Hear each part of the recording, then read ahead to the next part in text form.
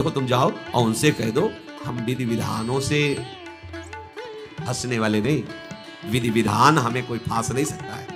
एक प्रेम फांस है जिसमें मैं फंस जाता हूं। बिना किसी बंधन के अगर ये बंधते हैं उसका नाम है प्रेम डोरी। जय श्री भट्ट प्रेम रस बंधन, क्यों छूटे दृढ़ फंद, बसो मेरे नैनन में दो चंद। ये बात सबकी सबकी। जाओ उनको कह दो जैसे वो बनाती थी वैसे। पूरा अविधि है। अगर शास्त्रीय सिद्धांत से दे देखो अविधि है, पर वो महान विधि है जो भगवान को आसक्त कर लिया। कौन सी विधि? मेरे अपने प्रभु मेरे प्यारे रात में भूखे रहते होंगे, ये भाव। भगवत भाव विहीन जितना जो कुछ आप कहोगे कि कैसे अविधि पूर्वक भगवान कह रहे हैं।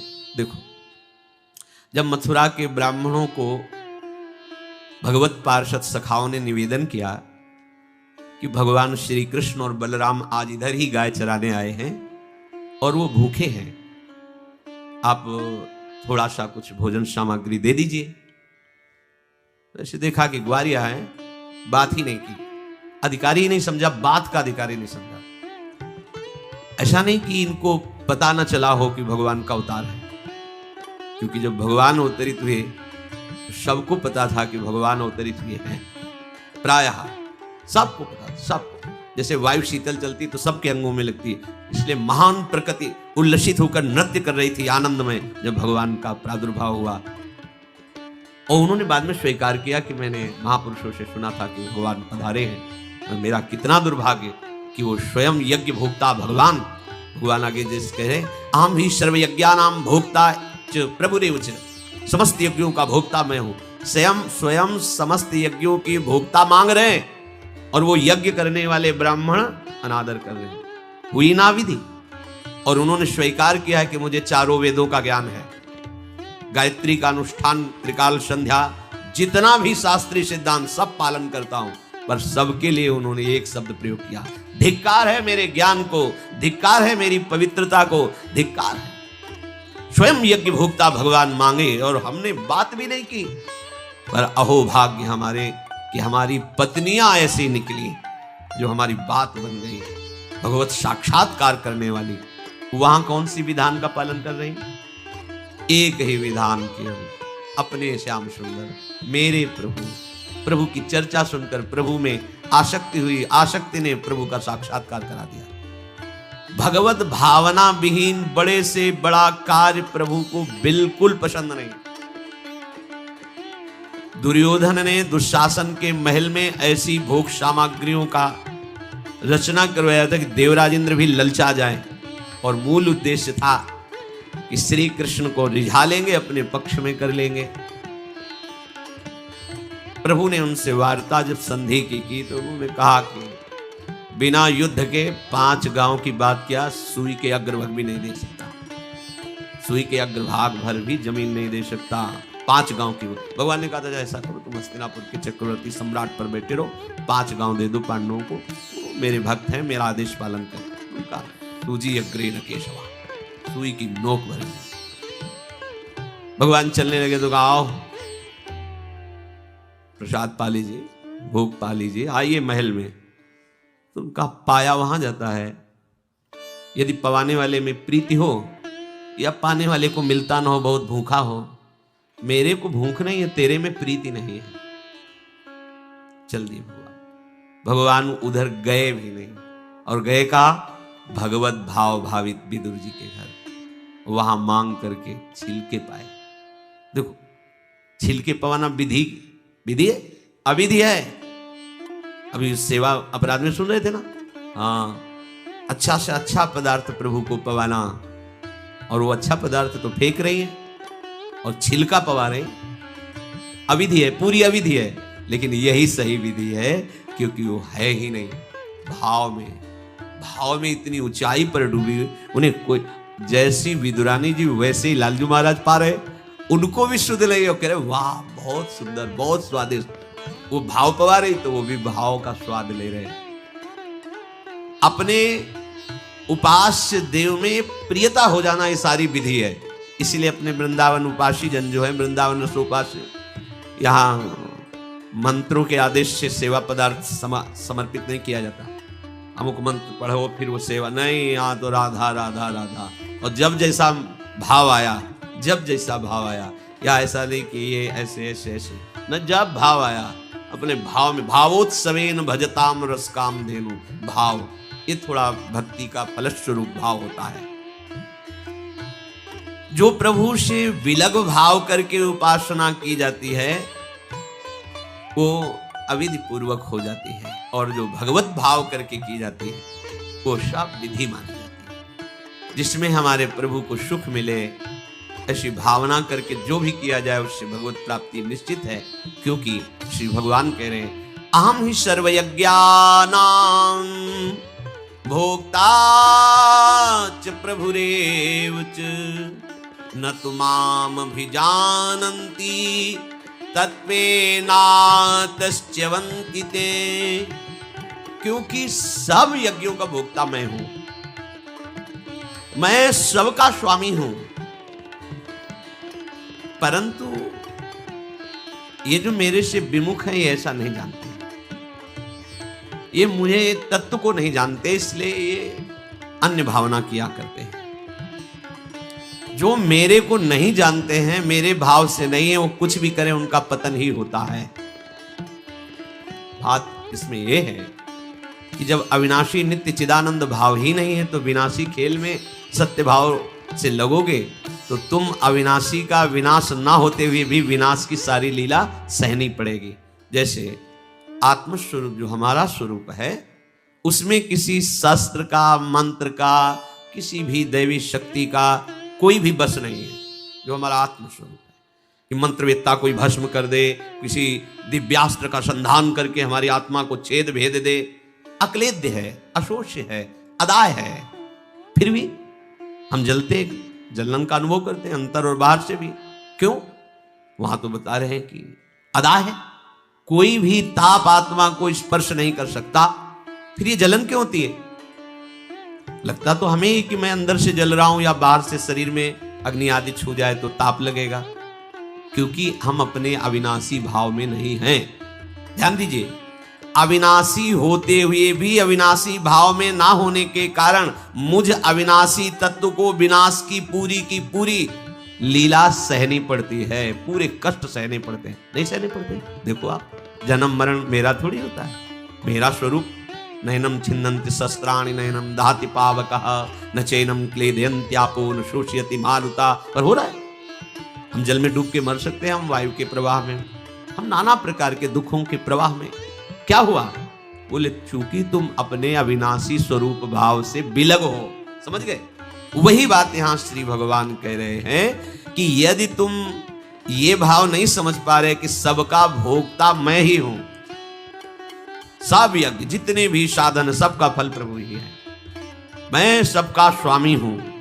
जो मेरे को तत्व से नहीं जानते हैं, मेरे पर भाव नहीं करते, उनका पतन ही होता है। कारण ये अविनाशी भाव ना होने के कारण, विनाशी में सत्यत्व भाव होने के कारण परिणामता कुछ हाथ नहीं लगेगा, केवल नाश ही नाश। जब हम प्रभु की तरफ चलते हैं तो उसमें प्रधानता होती किसी संत या शास्त्र के वचन। ऐसे आप चल ही नहीं सकते। कभी भी कहीं भी कोई भी प्रभु की तरफ चलेगा, पहला कदम चला होगा तो किसी न किसी संत के वचन सुने होंगे या शास्त्र के वचन, दोनों एक ही बात है। जो संत भगवंत की वाणी है वही शास्त्र है। बिना उनके वचन सुने परमार्थ का पता ही नहीं चलता है। तो जब हम प्रभु की तरफ सत्संग सुनकर चलने को होते हैं तो ये दो मुख्य बाधाएं आकर खड़ी हो जाती हैं। भोगों की भोग वृत्ति, संग्रह वृत्ति जो हमारे अंदर रही है, तो वो हमको इतना कमजोर कर देती, लगता है अगर ये चीज नहीं होगी तो हम रह नहीं पाएंगे, ऐसी ऐसी व्यवस्था होगी तो हम नहीं रह पाएंगे। बड़ा कमजोर हो गए अपने लोग। हाँ, ऐसा होना चाहिए, ऐसा होना चाहिए, ऐसा होना चाहिए। भोगों का भोक्ता और भोगों के संग्रह युक्त स्वामी भाव। मेरे पास इतनी खेती, इतना बैंक बैलेंस, इतना परिवार, ऐसा ऐसा, और देखो हमारी दिनचर्या में ऐसा चलता है, हम ये खाते रहे, ऐसे करते रहे, ऐसे, और ये सब होता रहा है। अगर हमें भजन मार्ग में तो ये सुविधा चाहिए, ऐसा ऐसा। इतना कमजोर हो गया है मनुष्य कि वो भोगों की भोगने की वृत्ति और भोगों के संग्रह करने की वृत्ति और भोक्ता और संग्रहित वस्तु का स्वामी मैं, ऐसा ये पहली परमार्थ में बाधा वृत्ति है। और ये प्रायः हम सब बड़ी खुशी से बाधा लिए चल रहे हैं। देखो ये बड़ा सूक्ष्म, चूंकि देखो अध्यात्म है, अध्यात्म तो जगत से बिल्कुल ऐसे है। कोई बड़े भाग्यशाली जन होते हैं जो सुनना चाहते हैं, उनसे भी बड़े भाग्यशाली जन होते हैं जो चलना चाहते हैं, उनसे भी बड़े भाग्यशाली जन जो चल रहे हैं, उनसे भी बड़े भाग्यशाली हैं जो महत्व रखकर चलते हुए उसका अनुभव कर रहे हैं। जो अनुभव कर लिए तो सतरति सतरति सा लोकान तारयति, वो स्वयं तर जाते हैं, स्वयं तर जाते हैं, लोगों को तार देते हैं। ये उल्टी बुद्धि लेकर जब परमार्थ में चला जाता है तो थोड़े ही समय में वो परमार्थ से विमुख हो जाता है। भोगों की भोगने की सुख बुद्धि और भोगों के संग्रह की और उसके स्वामित्व का भाव जहां अंदर वृत्ति लिए थे वहीं पहुंच गया। ऐसे पूरा जीवन करने पर भी परमार्थ पथ नहीं मिलता और कहने लगते कि मैं 50 वर्ष हो गए परमार्थ में चलते। ये बात समझ लेना, परमार्थ पथ एक कदम भी चलोगे तो तुम्हें इतना स्वस्थ और मजबूत बना देगा कि तुम्हें कोई परास्त नहीं। एक कदम, अरे 12 वर्ष में तो सिद्धि प्राप्त हो जाती है। किसी भी मंत्र को, किसी भी नियम को 12 वर्ष तक किया जाए तो सिद्ध हो जाता है, ऐसा संतों ने वर्णन किया है। पर हम ये कह रहे हैं कि 50 वर्ष भी आप लगा दीजिए, अगर ये दो भाव आपके सुधरे नहीं तो कुछ समझ में नहीं आएगा आपको। आपको याद होगा हितधाम में एक समय शाम टाइम लगभग 75 वर्ष के विरक्त भेष के महात्मा ने एक प्रश्न किया था कि मैं किसी ऐसी आदत से परेशान हूं जो आज 75 वर्ष का हूं फिर भी मुझे करना होता है। अब क्या करूं, अब तो मरने का समय आ रहा है। मुझे आश्चर्य नहीं सर्वाश्चर्य हुआ। पूरा जीवन भगवत मार्ग में चलने का प्रमाण देने वाला कि मैं भगवत मार्ग का पथिक हूं, 75 वर्ष की अवस्था में वो अपनी थोड़ा ब्रह्म मुहूर्त में उठना चाहिए। देखो यदि जीवन को सार्थक करना है तो जिसके शैया में लेटे हुए सूर्य भगवान का उदय हो जाता है उसकी आयु, बुद्धि, श्री, तेज, बहुत सी बातें नष्ट हो जाती हैं। अगर आपको जीवन में चाहे लौकिक उन्नति प्राप्त करनी हो या पारलौकिक, प्रातःकालीन कम से कम सूर्य उदय होने के 2 घड़ी पहले 24 दूनी 48 मिनट, अभी सूर्य उदय होने में 48 मिनट हैं, आपने सैया छोड़ दिया। इसके आगे सूर्य उदय होने के 48 मिनट पहले आप सैया से हट जाएं। अगर आप रात्रि में जगे हैं तो सूर्य उदय होने के 48 मिनट बाद फिर आप सो जाएं। लेकिन वो जो बीच का समय प्रातःकालीन संध्या भुवन भास्कर भगवान पधार रहे हैं और आप सो रहे हो तो आपकी आयु, आपका वैभव, आपकी बुद्धि ये सब नष्ट होने लगती है, पता नहीं चलता। लोग देखो कहाँ तेजवान चेहरे दिखाई दे रहे हैं। खूब तो सब खा पी रहे हो, खाने पीने क्या तेज एक अलग होता है, भागवती तेज अलग होता है। ब्रह्म मुहूर्त में उठे, प्रभु का स्मरण किया, जो 2-4 नाम ही सही, अपने बड़े बुजुर्गों को, गुरुजनों को भावना से प्रणाम किया। पहली बार शरीर स्वस्थ रखने के लिए गर्म जल किया, हल्का आधा लीटर से 1 लीटर तक जल पिया, भगवत भाव अर्पित करके वज्रासन में बैठकर। आप लोग दिनचर्या को नहीं करते हैं तो आप ब्रह्मचर्य को पचा नहीं सकते। ध्यान रखना, ब्रह्मचर्य कोई छोटी मोटी शक्ति नहीं है, उसको पचाने के लिए आपकी दिनचर्या दिव्य होनी चाहिए। फिर इसके बाद आप 5 मिनट 10 मिनट टहलिए, फिर सो जाएंगे। फिर जो शौचाचार की पवित्रता बताई गई उसके अनुसार आप स्नान आदि करके पवित्र वस्त्र धारण करके, जैसे कोई महान व्यक्ति आ रहा है तो हम उसके आदर के लिए खड़े हो जाते हैं, ऐसे भुवन भास्कर पधार गए, हाथ जोड़कर प्रणाम किया, अर्घदान किया, गुरु मंत्र जपा आदि आदि।